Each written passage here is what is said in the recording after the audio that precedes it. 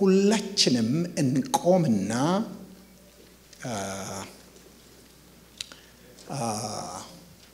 I don't have to translate this because oh there's translation. Oh, I didn't see that. Thank you. መጽሐፍ ቅዱሳችንን አንደኛ ጴጥሮስ ምዕራፍ 5 ቁጥር 1 እስከ 5 ያለውን እናወጣና እናነባለን። ካነበብን በኋላ አጭር ጸሎት ጸልየን እንቀመጣለን። አንደኛ ጴጥሮስ ምዕራፍ 5 ከቁጥር 1 እስከ 5 እንግዲህ እኔ ከእነርሱ ጋር ሽማግሌ የክርስቶስን መከራ ምስክር ደግሞም ሊገለጥ ካለው ክብር ተካፋይ ሆንሁ በመካከላቸው ያሉትን ሽማግሌዎች እመክራቸዋለሁ። በእናንተ ዘንድ ያለውን የእግዚአብሔርን መንጋ ጠብቁ፣ እንደ እግዚአብሔር ፈቃድ በውድ እንጂ በግድ ሳይሆን በበጎ ፈቃድ እንጂ መጥፎን ረብ በመመኘት ሳይሆን ጎብኙት። ለመንጋው ምሳሌ ሆኑ እንጂ ማህበሮቻችሁን በኃይል አትግዙ። የእረኞችም አለቃ በሚገለጥበት ጊዜ የማያልፈውን የክብርን አክሊል ትቀበላላችሁ። እንዲሁም ጎበዞች ሆይ ለሽማግሌዎች ተገዙ፣ ሁላችሁም እርስ በርሳችሁ እየተዋረዳችሁ ትሕትናን እንደ ልብስ ታጠቁ። እግዚአብሔር ትዕቢተኞችን ይቃወማልና ለትሑታን ግን ጸጋን ይሰጣል። እንጸልያለን። ሁሉን የምትገዛ የዘላለም አምላክ ጻድቅና ቅዱስ እግዚአብሔር አምላካችንና አባታችን ሆይ በጌታ በኢየሱስ ክርስቶስ ስም እናመሰግንሃለን። ክብር ሁሉ ለቅዱስ ስም ይሁን። አቤቱ ቃልህን ገልጠናል። ይህ ያንተ ቃል ነው። ሕያው የሚሰራ ሁለትም አፍ ካለው ሰይፍ ይልቅ የተሳለ ነው። በኢየሱስ ክርስቶስ ስም ቃልህን ግለጥልን። በቃል ውስጥ ያለውን መንፈስ እንድንረዳ እንድናስተውል አግዘን፣ ደግሞም እንድንኖርበት ጸጋን አብዛለን። በኢየሱስ ክርስቶስ ስም አሜን። እግዚአብሔር ይባርካችሁ። ተቀመጡ።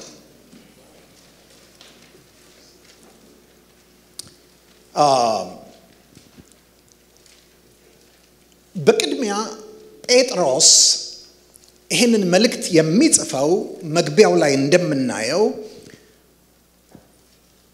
በአሁን ቱርክ በምትባለው አገር ሰሜናዊ አካባቢ በሰፊ ቦታ ተበትነው ለሚኖሩ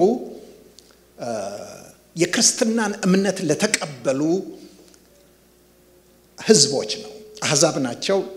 ለነሱ ነው የሚጽፈው። በጣም ሰፊ ቦታ ነው ተበትነው ያሉት፣ ምክንያቱም ይጠራላቸዋል። በጳንጦስ፣ በገላጥያ፣ በቀጳዶቅያ፣ በእስያ፣ በቢታንያ ለተበተኑ ብሎ ነው የሚለው። በእምነታቸው ምክንያት ከፍተኛ ስደት ውስጥ ነው ያሉት። ስለ ስደቱ ስለ መከራው በጣም ብዙ ተናግሯል። ምንም እንኳን በእሳት ቢፈተን ከሚጠፋ ወርቅ ይልቅ አብልጦ የሚከብር የተፈተነ እምነታቸው ኢየሱስ ክርስቶስ ሲገለጥ ለምስጋና ለክብር ለውዳሴ የሚገኝ ዘንድ አሁን አስፈላጊ ስለሆነ ለጥቂት ጊዜ በልዩ ልዩ ፈተና አዝናችኋል ይላቸዋል። መከራ ውስጥ ነው ያሉት። ምዕራፍ 4 ላይ እንዲያውም በጣም የሚገርም ነገር ነው የሚናገረው። ቁጥር 12 ላይ ወዳጆች ሆይ በእናንተ መካከል እንደ እሳት ሊፈትናችሁ ስለሚሆነው መከራ ድንቅ ነገር እንደመጣባችሁ አትደነቁ ይላቸዋል። በጣም ከባድ መከራ ውስጥ እያለፉ ነው። ነገር ግን የሚጽፍበት ዋናው ዓላማ እነዚህ ሰዎች በዚህ መከራ ውስጥም እንኳን ሆነው ጸንተው ቆመዋል። እንዴት ጸንተው ሊቆሙ ቻሉ? ይህንን ተረድቷል። ጸንተው የቆሙበትን ምክንያት ምዕራፍ 5 ቁጥር 12 ማለትም የመልእክቱ መጨረሻ ላይ መልእክቱን ሲደመድም መልእክቱን ሲዘጋ እየመከርኳችሁና የምትቆሙባት ጸጋ እውነተኛ የእግዚአብሔር ጸጋ እንድትሆን እየመሰከርኩላችሁ የታመነው ወንድም እንደሆነ በቆጠርኩት በስልዋኖስ እጅ ባጭሩ ጽፌላችኋለሁ ይላቸዋል። መልእክቱን የጻፈበት ዓላማ ላረጋግጥላችሁ ነው። በቃ የቆማችሁት የጸናችሁት ከእግዚአብሔር ጸጋ የተነሳ ነው። በቃ ይሄ እውነተኛ የእግዚአብሔር ጸጋ ነው እንጂ ሰው በምንም አይነት በእንደዚህ አይነት መከራ ውስጥ እምነቱን ይዞ ሊቆም አይችልም። በቃ የእግዚአብሔር ጸጋ ነው። እሱን ላረጋግጥላችሁ ነው፣ እሱን ለመሰክርላችሁ ነው፣ እሱን ላጸናላችሁ ነው ይላቸዋል። ነገር ግን ምንም እንኳን የእግዚአብሔር ጸጋ በውስጣቸው ሆኖ ቢያጸናቸውም ቢያቆማቸውም እንኳን ነገር ግን እነዚህ ሰዎች ጥበቃ ያስፈልጋቸዋል እነዚህ ሰዎች መጎብኘት ያስፈልጋቸዋል እነዚህ ሰዎች መመገብ ያስፈልጋቸዋል በዚህ ስፍራ እንደምንመለከተው ሐሳባችሁን ወደዚህ አድርጎ ፊታችሁ ነው አብሮ ይዞራው ብዙዎቻችሁ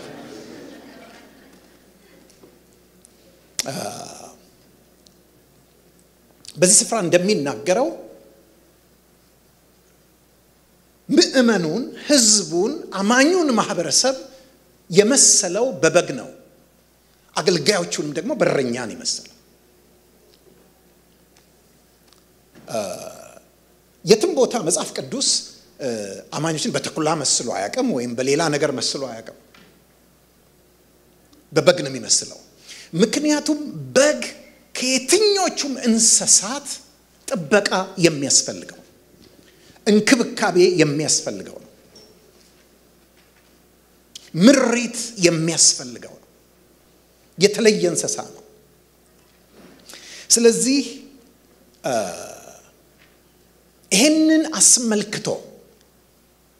አስመልክቶ መልካም እረኛ እውነተኛ አገልጋይ እውነተኛ መሪ እውነተኛ ፓስተር ምን አይነት እንደሆነ የሚናገር ክፍል ነው ለዚህ ነው ዛሬ በዚህ ኦርዲኔሽን ስነ ስርዓት ላይ ይሄንን ክፍል ከናንተ ጋር እንድንካፈል የፈለኩት እኔ ወደ ሌላ ክፍል ብዙ አልሄድም ይሄንን ነው ኤክስፖዝ ማደርገው እዚህ ላይ ነው የምቆየው ስለዚህ መጽሐፍ ቅዱሳችሁን እያያችሁ ልትከተሉኝ ትችላላችሁ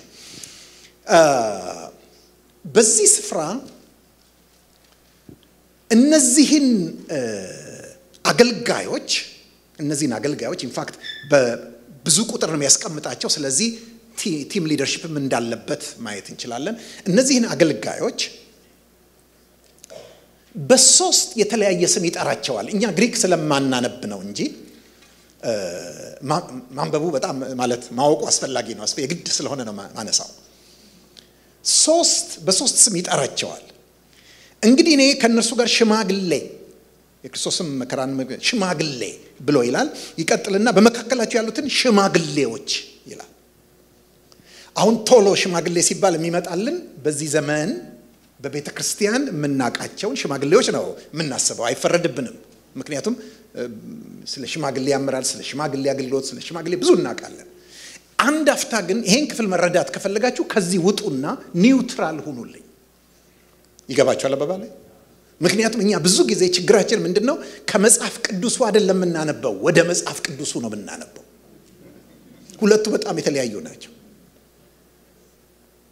ምክንያቱም እናቀው ነገር ነው እናነበው በቃ ኦሬዲ እዚህ ውስጥ ያለ እናቀው በባህል በልማድ በሃይማኖት በልምድ በተለያዩ ነገሮች እናቃቸው ብዙ ነገሮች አሉ እነዚህን መተን እዚህ ውስጥ እናነበዋለን ወገኖቼ እውነተኛ ትክክለኛ ነገር ግን መማር ከፈለግን ባዶ ሆነን ከዚህ ማንበብ መቻል አለብን ስለዚህ ምን ይላል ሽማግሌዎች ሲል ፕሪስፔቶር የሚል ቃል ነው የሚጠቀመው ፕሪስፔቶር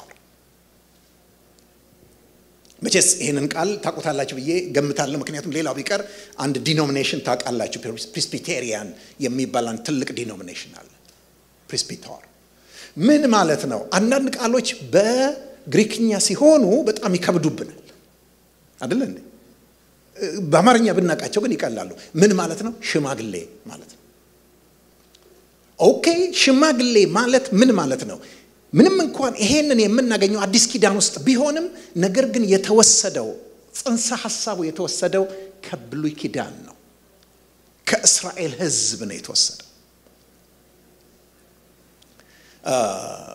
ፕሪስቢቴሪያን ናቸው ሲባል የሆነ ማዕረግ የሆነ ሹመት የሆነ እንትን ነው አይደለም ይመስልንኛ ነገር ግን ሽማግሌ ማለት በእስራኤል ኮንሰፕት ምን ማለት ነው ካላችሁኝ ትልቅ ሰው ታላቅ ወንድም የበሰለ ጥበብ ያለው ልምድ ያለው ችግሮች ቢከሰቱ መፍታት የሚችል ከወንድሞች መካከል ትልቅ ወንድም እኔ በጣም ደስ የሚል ስም አለ ለዚህ በእኛ ሀገር ባህል ጋሼ ወንድም ጋሼ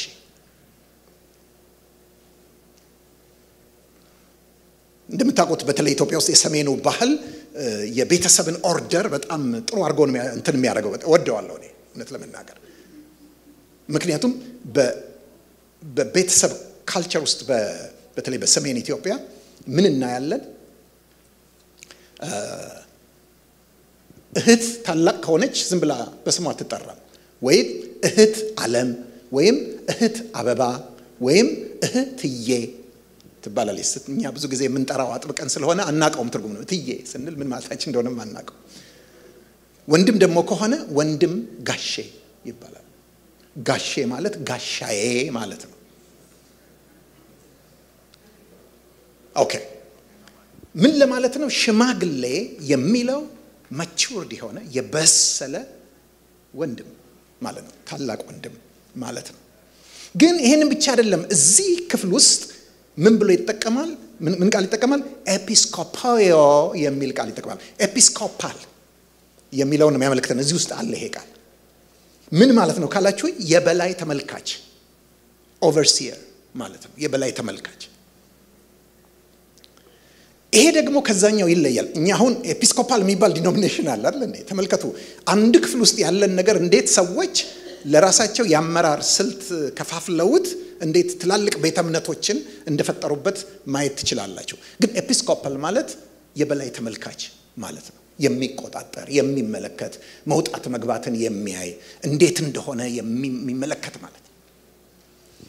በሶስተኛ ደረጃ እዚህ ክፍል ላይ የሚጠቀመው ቃል ፖኤሜኖ የሚል ነው። ፖኤሜኖ ማለት እረኛ ሼፐርድ ማለት ነው። በግሪኩ ፖኤሜኖ፣ በእንግሊዘኛው ሼፐርድ፣ በላቲን ፓስተር። ፓስተር ማለት ላቲንኛ የላቲን ቃል ነው። ለምሳሌ እናንተ ታውቃላችሁ ይሄ አርብቶ አደር የሚባሉ አካባቢዎች አሉ አይደል?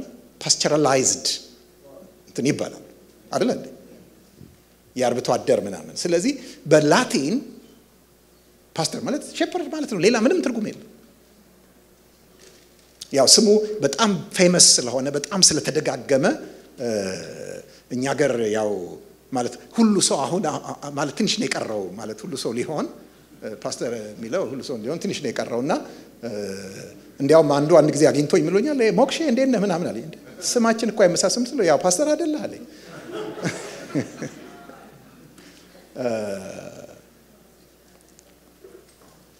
በጣም ኮመን እንትን አለው። ግን ምን ማለትም ትክክለኛው እረኛ ማለት ነው። አሁን ትልቁ ችግር እረኛም የሌላቸው በጎች የሌላቸው እረኞችም አሉ። ግን እረኛ ያለ ምን ሊሆን አይችልም? ያለ በግ ሊሆን አይችልም። ኦኬ እነዚህ ሶስቱን አያችሁልኝ። ፕሪስፒቶር፣ ኤጲስኮፒዮ፣ ፖኤሜኖ። እነዚህ ምንድነው የሚያሳዩት?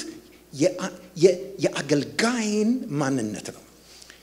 ከሰውየው በጌታ ቤት መቆየት፣ በብዙ መከራዎች ተፈትኖ ማለፍ፣ ካለው ጥበብ፣ ካለው ብስለት፣ ካለው ማንነት የተነሳ ይሄንን እንሰጠዋለን ሽማግሌ። እንዴ በእጅ ብልጫ ስለተመረጠ ማለት አይደለም ልላችሁ።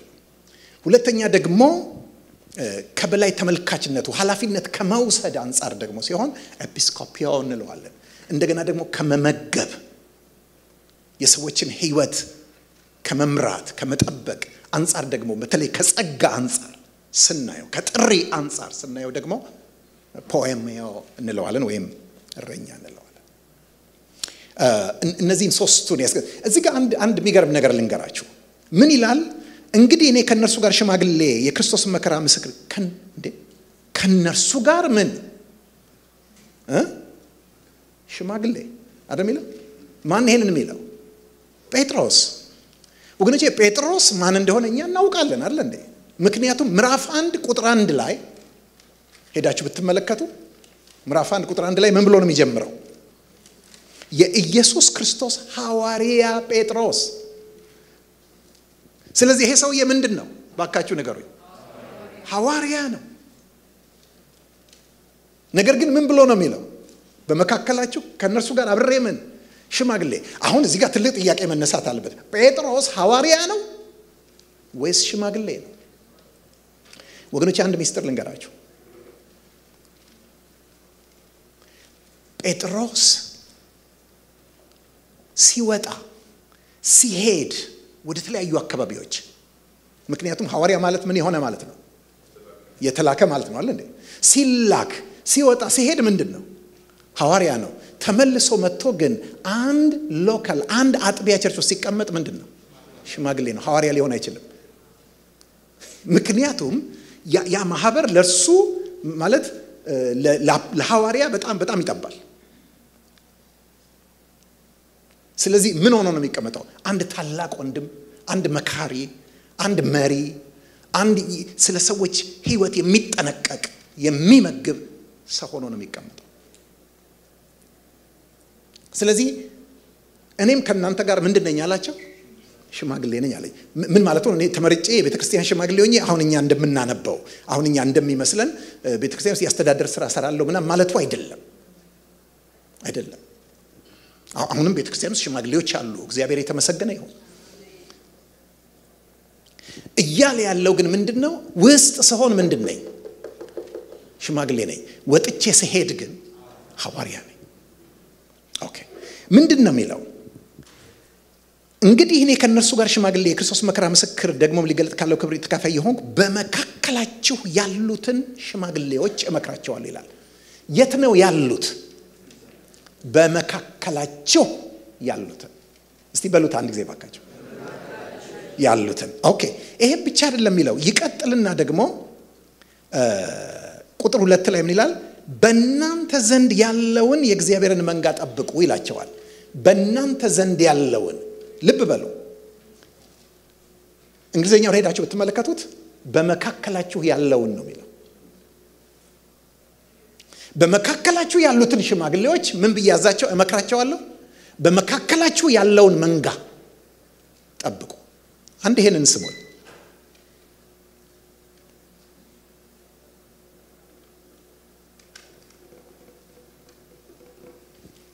ወገኖቼ በበላያችሁ ያሉትን አይደለም የሚለው በበላይ ያሉትን ሽማግሌዎች አይደለም የሚለው። የት ያሉትን? በመካከላችሁ ያሉትን። ስለዚህ በነገራችን ላይ መጽሐፍ ቅዱስ እረኛ የሚላቸው በሙሉ በጎች ናቸው። በጎች የሆኑ እረኞች ናቸው። ምክንያቱም በግ ሳይሆኑ ምን መሆን አይቻልም? እረኛ መሆን አይቻልም። ታላቁ እረኛ ኢየሱስ ክርስቶስ እንኳን እርሱ ራሱ ምን ተብሎ ነው የመጣው? የዓለምን ኃጢአት የሚያስወግድ የእግዚአብሔር በግ ተብሏል። ስለዚህ በመካከላችሁ ያለ ወገኖቼ የበላይነት ጉዳይ አይደለም። አገልግሎት ከላይ የመስፈፍ ጉዳይ አይደለም። በመካከል የመሆን ጌታ ኢየሱስ ክርስቶስ እንኳን ምንድነው ያለው? ሁለትም ሶስትም ሆናችሁ በተሰበሰባችሁበት እኔ በላያችሁ እገኛለሁ አይደለም ያለው? የት ነው ያለው? በመካከላችሁ እገኛለሁ። ስለዚህ በመካከላችሁ ይላል። እኔ ይሄንን ክፍል በማይበት ጊዜ አንድ ቃል በጣም ጎልቶ ወጥቶ አይቼዋለሁኝና እሱን እንደው እንደ ርዕስ እንኳን እንድትይዙ ትፈልጋለሁ። እንጂ የሚለውን ቃል ወላ እንደዚህ አይነት ርዕስ ሰምታችሁ እንደማታውቁ አውቃለሁ። እንጂ የሚል ርዕስ እዚህ ክፍል ውስጥ ግን በጣም ብዙ ጊዜ እናገኘዋለን። ኦኬ እረኛ፣ ፓስተር፣ የቤተ ክርስቲያን የበላይ ተመልካች፣ ጠባቂ፣ መጋቢ በዋነኝነት የሚያስፈልገው ነገር ምንድነው? ወገኖቼ ከጌታ ከኢየሱስ ክርስቶስ ጋር የግል ግንኙነት ያስፈልገዋል። የተለየ የላቀ ሁሉ አማኝ እንደዚህ አይነት ህብረት ከክርስቶስ ጋር ያስፈልጋል፣ ምንም ጥያቄ የለውም። ነገር ግን እረኛ የላቀ ከፍ ያለ ህብረት ያስፈልገዋል፣ ግንኙነት ያስፈልገዋል። ጌታ ኢየሱስ ክርስቶስን በግሉ በሚገባ የሚያውቅ መሆን አለበት። ምክንያቱም ጴጥሮስ እዚህ ጋር የሚያነሳቸው ሁለት ነገሮች አሉ። ምን ይላል መጀመሪያ ላይ? የክርስቶስ መከራ ምስክር ደግሞም ሊገለጥ ካለው ክብር ተካፋይ የሆነው ብሎ ይላል ስለ ራሱ ሲናገር። ምንድነው ለዚህ አሁን ለምሰጣው ነገር ተመልከቱ ኳሊፋይ ያደረገኝ ብቁ ያደረገኝ ነገር የመከራው ምን ሆኛለሁ ምስክር የመከራው ምስክር ደግሞም ሊገለጥ ካለው ክብር ተካፋይ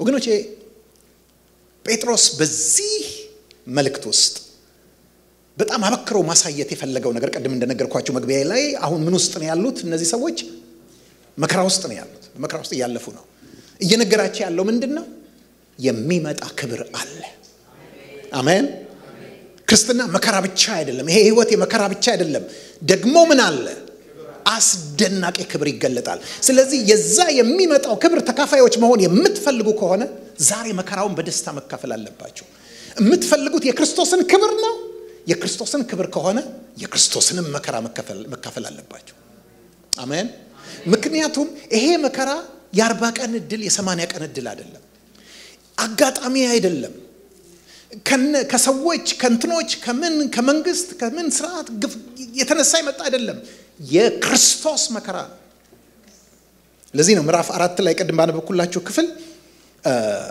ነገር ግን ክብሩ ሲገለጥ ደግሞ ሐሴት ያደረጋችሁ ደስ ይላችሁ በክርስቶስ መከራ በመትካፈሉበት ልክ ደስ ይበላችሁ በክርስቶስ መከራ ይሄ መከራ የማን ነው የክርስቶስ መከራ ነው በዚህ ውስጥ ከጸናችሁ የሚመጣ ምን አለ ክብር አለ ነቢያት እንኳን አስቀድመው ምን ብለው ተናግረዋል ምዕራፍ 1 ላይ ላንብብላችሁ ቁጥር 11 ላይ ለእናንተም ስለሚሰጠው ጸጋ ትንቢት የተናገሩት ነቢያት ስለዚህ መዳን ተክተው እየፈለጉ መርመሩት በእነርሱም የነበረ የክርስቶስ መንፈስ ስለ ክርስቶስ መከራ ከርሱም በኋላ ስለሚመጣው ክብር አስቀድሞ እየመሰከረ ይላል ሃሌሉያ ተመልከቱ መንፈስ ቅዱስ ገና ኢየሱስ ክርስቶስ በስጋ ሳይመጣ አስቀድሞ በጥንት ዘመን ምን ያደርግ ነበር በነቢያቱ አፍ ስለ ክርስቶስ መከራ ከዚያስ ደግሞ ስለሚመጣው ምን ክብር አስቀድሞ ይመሰክር ነበር ክርስትና ምንድነው ካላችሁኝ ክርስትና መከራና ክብር ነው አሜን ክርስትና መከራና ክብር ነው ነገር ግን የጊዜ ሰሌዳ አለው መከራው መቼ አሁን ክብሩስ ወደፊት ለዚህ ነው ከክርስቶስ መከራ እዚህ ካለው በቅርብ ካሳለፍ ነው ነገር ግን ሊመጣ ካለው ደግሞ ክብር ወገኖቼ እረኛ ሊያረጋው የሚችለው ዋናው መገለጥ ይህ የክርስቶስ መከራና ክብር መገለጥ ነው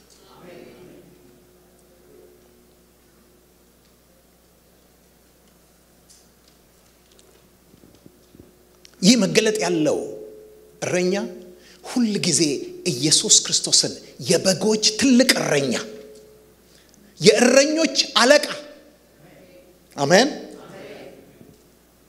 የእረኞች አለቃ ሁሉ ጊዜ በክብር ያየዋል አንድ ቀን እንደሚመጣ ያውቃል አሜን ተመልከቱ ይሄ ሰው የሶስት ነገር ነው የተናገረው ጴጥሮስ እዚህ ጋር ሶስት ነገር የተናገረ አንደኛ የክርስቶስን መከራ ምስክር ሲል ሞቱን ነው ከዛስ ክርስቶስ ተነስቷል አልተነሳም ከብሯል አልከበረም አይቶታል አላየው አይቶታል ትንሳኤውን ነው ከዛ ደግሞ ሶስተኛ ምኑን ነው የሚናገረው ምጽአቱን ነው አሜን ስለዚህ ወገኖቼ እረኛ ሊኖረው የሚገባ መገለጥና ሁሌ አይኑ ፊት ሊሳል የሚገባ ነገር ምንድነው ካላችሁኝ የክርስቶስ መከራ መስቀል ሞቱ እንደገና ደግሞ ትንሳኤው ከዛ ደግሞ በክብር መምጣቱ ነው ሃሌሉያ እነዚህ ሶስቱ በቂ ናቸው ወገኖቼ ዲግሪ ጥሩ ነው የቴዎሎጂ ዲግሪ በጣም ጥሩ ነው ስለ ሆሚሌቲክስ ስለ ሄርሜኔቲክስ ስለ ቴዎሎጂ ማወቅ ማጥናት መማር መመረቅ በጣም አስፈላጊ ነው ነገር ግን ወገኖቼ ይሄንን የሚተካ አይደለም እረኛ የሚያደርገው የሥራ ልምድ አይደለም እረኛ የሚያደርገው የኢየሱስ ክርስቶስ መገለጥ ነው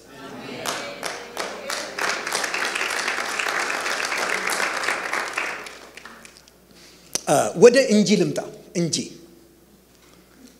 እኔ ወደ ብዙ እንጂዎች እዚህ ጋር ይቻላል ለምሳሌ በመካከላችሁ እንጂ በበላይ አይደለም አይደል እንዴ እንደገና ምን ይላል? በእናንተ መካከል ያለውን የእግዚአብሔርን መንጋ ጠብቁ ይላል እንዴ? እናንተ ጋር ነው እንጂ ያለው የእናንተ አይደለም እያለ መንጋው የእናንተ አይደለም። አሁን ልታደርጉት አትችሉ። የኔን ሰዎች ወሰደብኝ ምናምን ሲባባሉ ሰምታችኋል? ይሄ ብዙ ጊዜ ፓስተሮች ቋንቋ ነው። የኔን ሰዎች ወሰደብኝ። ማይ ጉድነስ በጣም የንቀት ቋንቋ ነው። አንደኛ ሰዎቹ የሆነ አእምሮም የላቸው ምንም የላቸው የሚወሰዱ ናቸው። ሁለተኛ ነገር ደግሞ የኔ ነበሩ ወሰዳቸው፣ አሁን የራሱ አረጋቸው ነው እንትኑ። እግዚአብሔር ከዚህ ይጠብቃል። እናንተ ዘንድ እንጂ የእናንተ አይደለም። ጳውሎስ ጢሞቴዎስን ሲያነሳሳው ሁለተኛ ጢሞቴዎስ ምዕራፍ 1 ቁጥር 6 ላይ ምንድን ነው የሚለው? እሳትን እንደሚያቀጣጥል ሰው እጆቼን በጫኔ ባንተ ያለውን የእግዚአብሔርን ስጦታ እንድታነሳሳ አሳስብሃለሁ። ባንተ ነው ያለው ግን ያንተ አይደለም። ባንተ ነው ያለው ግን የማን ነው? የእግዚአብሔር።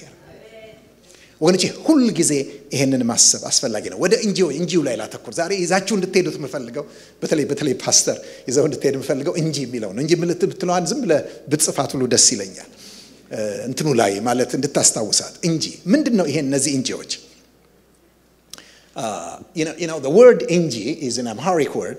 It's a very descriptive word, but in English it is not but. Not but. We see this 3 times in this passage of the scripture. ምን ይላል?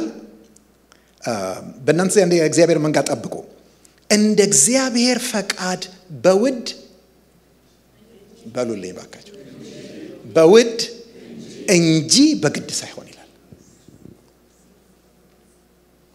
ወገኖቼ ውድና ግድ የሚል ነገር እዚህ ጋር አለ። ውድና ግድ። ሰው አገልግሎትን ከሁለት በአንዱ ሊያደርግ ይችላል፣ በውድ ወይም በግድ። ግድ ሲባል የሚያስገድዱ ብዙ ነገሮች ናቸው፣ አንድ ነገር አይደለም። አገልግሎትን ሳናቅ በግድ ልናደርገው እንችላለን። አንዳንዶች ለምሳሌ ጌታ ሞቶልኝ፣ ተሰቅሎልኝ፣ ተገርፎልኝ፣ ተዋርዶልኝ እኔ ግዴታ አለብኝ አሁን ለማገልገል ብለው ያስባሉ። ወገኖቼ እንደሱ ማገልገል ገና ለአገልግሎት ብቁ አይደላችሁ። ምክንያቱም ይሄ ጌታ እንዲሆኖልኝ አሁን ደግሞ የኔ ተራ ነው የሚለው እግዚአብሔርን ጡረታ ለማውጣት የሚደረግ ጥረት ነው። እሱ ለአባትህ ለእናትሽ ይሰራል። በመከራ ለፍተው ሳጣብሷቸው እንትን መብሏቸው ብር ሐሩርና ቁር ተፈራርቆባቸው ላሳደጉን አባቶቻችን እናቶቻችን ይቻላል። አሁን አንተ ረፍ ቁጭ በል እኔ ደርሼልሃለሁ ብለን ማለት እንችላለን። ይገባችኋል ወገኖች? እግዚአብሔርን ግን እንደሱ ልናረጋ እንችላለን። አሜን። ያኔም የሰራ እሱ ነው፣ አሁንም ባንተ ውስጥ የሚሰራ እሱ ነው፣ አሁንም ባንቺ ውስጥ የሚሰራ እሱ ነው። ስለዚህ ምንም ነገር ግድ ሊያሰኝን አይገባም። ምንም ነገር ሸክም ሊሆንብን አይገባም።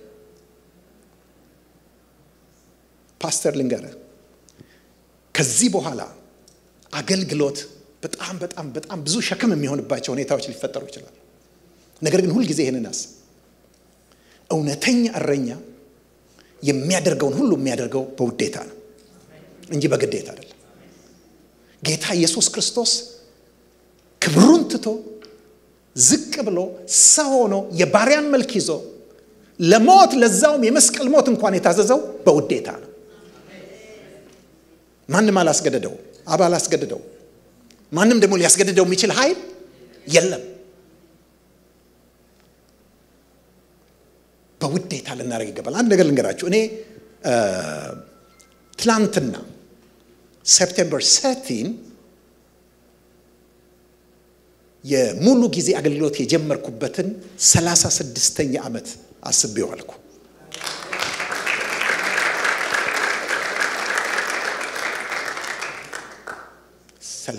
ዓመት። አንድ ነገር ልንገራችሁ። አንድ ቀን በሕያው እግዚአብሔር ፊት ነው የምነግራችሁ፣ ስራ እንደምሰራ ተሰምቶኝ አያውቅም። አንድም ቀን አሁን እንዴት ነው ማረጋው ብዬ ወይ ሸክም ሆኖ ብዬ ደግሞ ደረሰ ብዬ አላውቅም። ለምን መሰላችሁ? እንግዲህ እግዚአብሔር ሲጠራ አብሮ ይሄንን ይሰጣል። አሜን።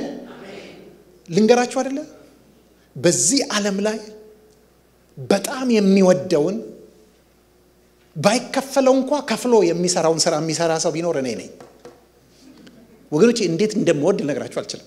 መስበክ ማስተማር በጣም ነው የምወደው። መጓዝም እወዳለሁ ደግሞ ይገርማችኋል።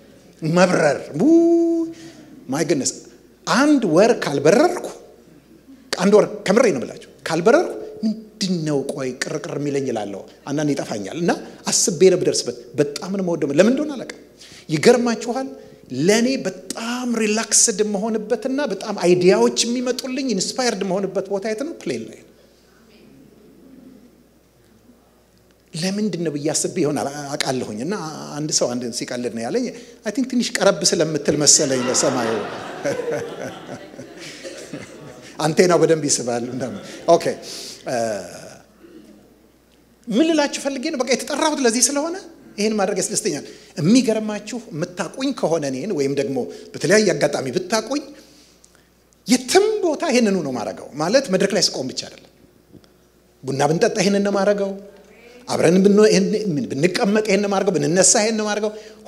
የትም ቦታ ሁሉ ጊዜ የእግዚአብሔርን ቃል መናገር ደስ ይላል። ለምን? ስለተጠራ። ወገኖች በጣም የሚከብዳችሁ ከሆነ ግድ የለም አትታገሉ። አልተጠራችሁም ማለት ነው። የተጠራ ሰው ደስ ብሎት ነው የሚያደርገው። አሜን። እኔ ብዙ ሰዎች ይጠይቁኛል ወንድም ያሬድ የመጣው ዛሬ እንደው ጸጋዬን ዲሰርን እንዳደርግ እንድትረዳኝ ነው እንድጸልይልኝ ነው ጌታ የሚናገር እንድትነግረኝ ነው ምንድነው እንደው አላልኝ ጸጋ ምናምን በየስለ እምሰጣቸው አይ እኔ መገለጥ አልነግራችሁም ግን በቃ ስታረጉት ደስ የሚላችሁ ነገር ምንድነው? ስታረጉት የሚቀላችሁ ነገር ወይም ደግሞ ስታደርጉት ሰዎች የሚጠቀሙበት ነገር ምንድነው? እሱ ነው ጸጋችሁ።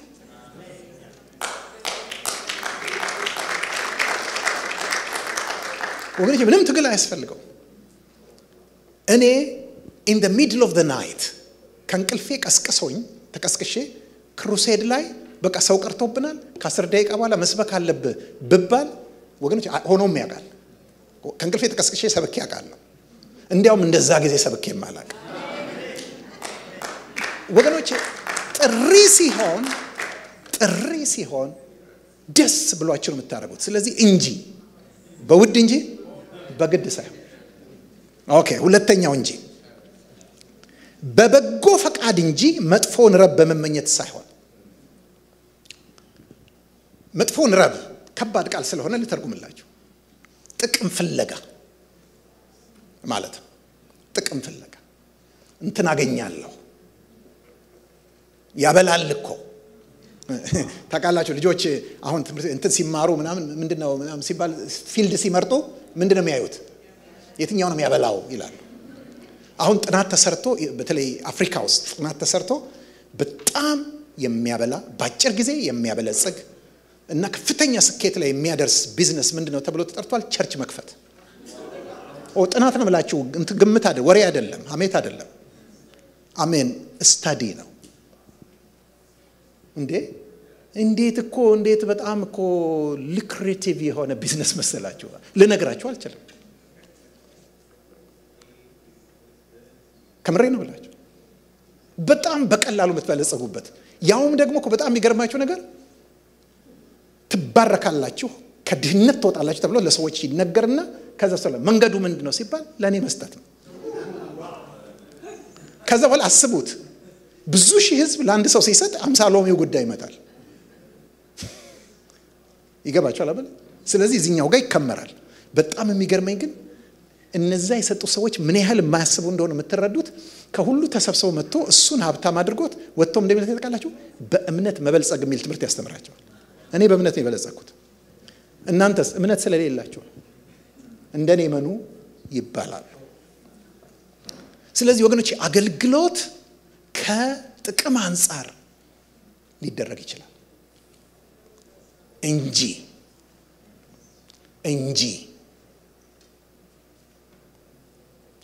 አንዳንድ ጊዜ እኔ አትፈተንሞ አትበሉኝ ማለት ፈተናለሁ። በጣም ነው ፈተና ማለት 36 ዓመት የኢትዮጵያን ህዝብ የኤርትራን ህዝብ ማይ ግድነስ ቀን ተሌት ሰርካዘቦት ክረምት በጋ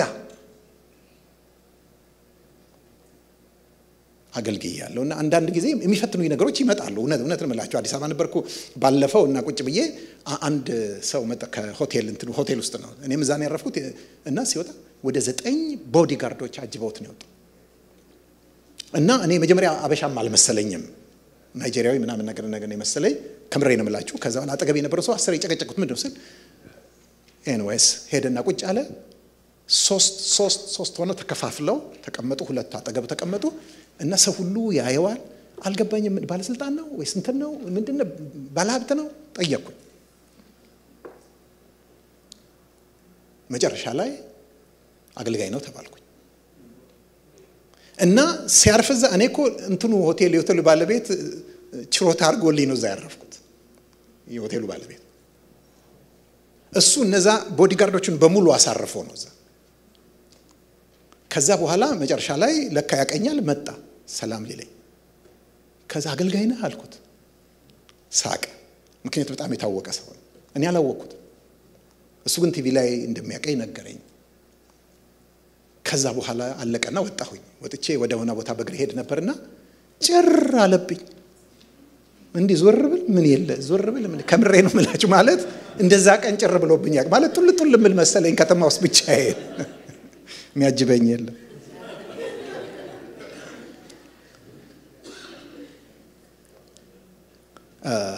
አይፈትንምላችሁ አይደለም ይፈትናል። ከብዙ ጊዜ በኋላ ኢትዮጵያ ሄድኩኝ። እምገባበት ቤት አልነበረኝም። ምክንያቱም ይሄን ያህል ዘመን ስኖር ይሄን ያህል ዓለማትን ኢትዮጵያን ጨምሮ 267 የዓለም ከተሞችን በተደጋጋሚ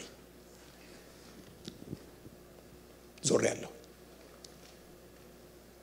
ያለፈው ሳምንት ዊስኮንሲን ሚልዋኪ ነበርኩ። 25ኛ ዓመቴ ነበር ወደዛ ስመላለስ እዛ ከተማ ለአገልግሎት ብዙ ጊዜ ሄጃለሁ ብዙ ቦታዎች ላይ። ግን ጊዜ አግኝቼ ያላረኩት ነገር ቢኖር በህይወት ዘመኔ ቤት ሰርቼ አላቅም ገዝቼም አላቅም። ጊዜ ስለሌለኝ አልተመቸኝም በቃ አላሰብኩበት።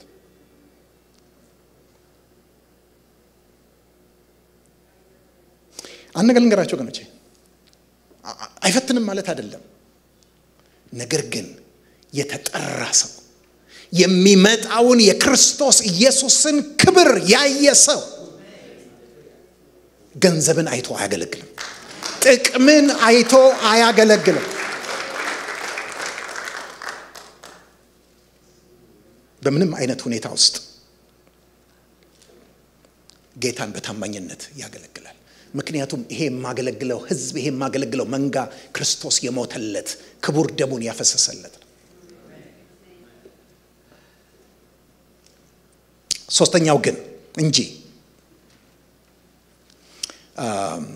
በበጎ ፈቃደኝነት በመኘት ሳይሆን ጎብኙት ለመንጋው ምሳሌ ሆኑ እንጂ ማህበሮቻችሁን በኃይል አትግዙ። ለመንጋው ምን ሆኑ? ኦ ሃሌሉያ ምን ሆኑ? ምሳሌ ሆኑ። ፓስተር ዳኒ እንጂ ሶስተኛ እንጂ ላይ ነኝ። ለመንጋው ምን ሆኑ? ምሳሌ ሆኑ እንጂ። ጴጥሮስ ይሄንን ሲጽፍ በምሳሌነት ነው የጀመረው። እንዴት? እሱ ሐዋርያ ነው አይደል እንዴ? ስልጣን አለው። እንግዲህ እኔ ከነርሱ ጋር ሽማግሌ ሆነ የክርስቶስ መከራ ምስክር ደግሞ ሊገለጥ ላለው ክብር ተካፋይ ይሆን በመካከላቸው ያሉትን ሽማግሌዎች እመክራቸዋለሁ። በጣም የሚገርም ቃል ነው መርጦ የተጠቀመው። ምን አረጋቸዋለሁ? አዛቸዋለሁ ማለት ይችላል አይችልም? ይችላል። እመክራቸዋለሁ። ምንድነው እያሳየ ያለው? በፈቃደኝነት ነው ይሄንን የምጠይቃቸው። እንደ ምክር ነው ምለው እንጂ እንደ በስልጣን እያዘዝኳችሁ አይደለም። እናንተም በማህበራቸው በመካከላቸው ያሉትን በኃይል አትግዙ፣ ባለስልጣን አትሁኑ። ምሳሌ የሆናቸው ስሙ። ሐዋርያት ሥራ ምዕራፍ 1 ቁጥር 1 ሄዳችሁ ስታነቡ ምን ይላል? ክቡር ቴዎፍሎስ ሆይ ጌታ ኢየሱስ ክርስቶስ ከማረጉ በፊት ያደርገውና ያስተምረው ዘንድ የጀመረውን ነገር ጻፍኩልህ። እስቲ ከኔ ጋር በሉት። ያደርገውና ያስተምረው። አያችሁ ያደርገውና ያስተምረው ዘንድ ምን ማለት ነው? ጌታ ኢየሱስ ክርስቶስ ከምን አይጀምርም? ከማስተማር አይጀምርም። አድርጉ ብሎ ከማስተማር አይጀምርም። ያደርገዋል። ከዛ በኋላ ምንድነው ይሄ ብሎ ሲጠይቁት ያስተምራል። ዳኒ በዚች ቤተክርስቲያን ውስጥ ከዚህም ቤተክርስቲያን ውጪ ወደፊት በተለያየ ቦታዎች ስታገለግል እንዲያደርጉት እንዲሆኑት እንዲጠብቁት የምትፈልገውን ነገር አትናገረው። መጀመሪያ ሁነው፣ መጀመሪያ አድርገው፣ መጀመሪያ አሳየው። አውቀ ፊት ለፊታቸው አድርገውና እንዲጠይቁህ አድርጋቸው። ያን ጊዜ አስተምራቸው። ወገኖቼ ከማድረግ ጀምሮ ወደ ማስተማር የሚመጣ ነገር ከሰው ሕይወት ውስጥ አይጠፋም። ስለዚህ በፍጹም ምን አትጠቀሙ ነው የሚለው? ኃይል አትጠቀሙ። ምሳሌ ሆኖ ኃይል አትጠቀሙ። ግን ይሄ ክፍል ለአገልጋዮች፣ ለእረኞች፣ ለፕሬስቢተር ወይም ለኤጲስቆጶዮ ወይም ለፖኤሜኖ ብቻ አይደለም ትእዛዝ የሚሰጠው፣ ለህዝቡም ይሰጣል። እናንተ ወጣቶች ወይ ነው የሚለው። እንዲያው አያችሁ ሽምግልና ሽማግሌ ሲል የእድሜ ጉዳይ መሆኑን የብስለት ጉዳይ መሆኑን የምታውቁት ምንድነው? ዝቅ ብሎ ደግሞ ጎበዞች ወይ young men ወጣቶች ወይ ብሎ ይላል። ምን አድርጉ ነው የሚለው? ለሽማግሌዎች ተገዙ፣ ሁላችሁም እርስ በርሳችሁ የተዋረዳችሁ ትሕትና እንደ ልብስ ታጠቁ። እግዚአብሔር ትዕቢተኞችን ይቃወማልና ለትሑታን ግን ጸጋን ይሰጣል። ስለዚህ ምን አድርጉ ነው የሚለው? ተገዙ ነው የሚለው። ምቹ ሁኑ ነው የሚለው። ትሕትናን እንደ ልብስ ምን አድርጉ? ታጠቁ። በቤተ ክርስቲያን ጉዳይ በጣም ኮንሰርንድ አትሁኑ። ታውቃላችሁ አንዳንድ ጊዜ የሆነ ነገር ሲንገጫገጭ የሆነ እንትን ሲል በተፈጥሮ ምንድነው የሚመጣብን? ቶሎ ብሎ መደገፍ አይደል እንዴ? ለምን ይመስላችኋል? ባለፉት እኮ አመታት እዚህ በዳያስፖራ ያለን እኮ ኢትዮጵያውያን በአገራችን ጉዳይ በኢትዮጵያ ጉዳይ በጣም ወድንም ጠላንም ኢንቮልቭድ እኮ ሆነናል አይደል እንዴ? ሁሉም ጠዋት ከሌሊት ከእንቅልፉ እየተነሳስ እንትን ዩቲዩብ ላይ ቼክ ያደርጋል፣ እንትን ላይ ቼክ ያደርጋል። ተጠብብን ተጨነቀን። ድሮ እኮ እንዲህ አልነበርንም አይደል እንዴ? ግን ምንድነው የሆነ ነገር ምን ሆኗል ብለን ስላሰብን ተናክቷል ብለን። ስለዚህ በሪፍሌክስ ምን ማድረግ ነው የፈለግነው? መደገፍ ነው የፈለግነው። ወገኖች ያን ነገር ልንገራችሁ፣ አደገኛ ነው፣ አጥፊ ነው። ኦዛ ሲንገጫገጭ ምን ማድረግ ነው የፈለገው? መደገፍ ነው የፈለገው። ግን ትክክለኛ እርምጃ አልነበረም፣ ተቀሰፈ። አንዳንድ ጊዜ ቤተክርስቲያን ውስጥ ችግሮች ሲፈጠሩ በጣም ኦቨር አንክሽስ እንሆናለን፣ በጣም ወሪድ እንሆናለን። በቃ አዳኝ ሆነን ያንን እንነሳለን። ወገኖቼ ያን ጊዜ ወቁ፣ ጉዳዩ የእግዚአብሔር ነው፣ ስራው የእግዚአብሔር ነው። የሚያስጨንቃችሁን በእርሱ ላይ ጣሉት፣ እርሱ ስለ እናንተ ያስባል። እናንተ ግን ትሕትናን እንደ ልብስ ምን አድርጉ? ልበሱና ተገዙ። ወገኖቼ የክርስትና ህይወት መገለጫ መገዛት ነው። ኢየሱስ ክርስቶስ ይመጣል። የእረኞች አለቃ ሄድ ኦፊስ አይደለም፣ ሲኒየር ፓስተር አይደለም፣ ምናምን አይደለም። የናዝሬቱ ኢየሱስ ነው። ይመጣል፣ በክብር ይገለጣል። ባዶውን አይደለም የሚመጣው፣ የክብር አክሊል ይዞ ነው የሚመጣው። ደሞዛችን እዛ ጋ ነው፣ ክብራችን እዛ ጋ ነው። ወገኖቼ የማይጠፋውን አክሊል ትቀበላላችሁ። የማይጠፋው ማለት ምን ታውቃላችሁ? የኃይለ ሥላሴ ዘውድ ጠፍቷል፣ የእንትና ምናምን መንግስት ዘውድ ጠፍቷል፣ የእንትና ምናምን ዘውድ ጠፍቷል፣ ፌድ አድርጓል። ይሄኛው ግን ፌድ የማያደርግ የማይጠፋ ለዘላለም የሚኖር ክብር ይጠብቃል። ለጌታ ክብር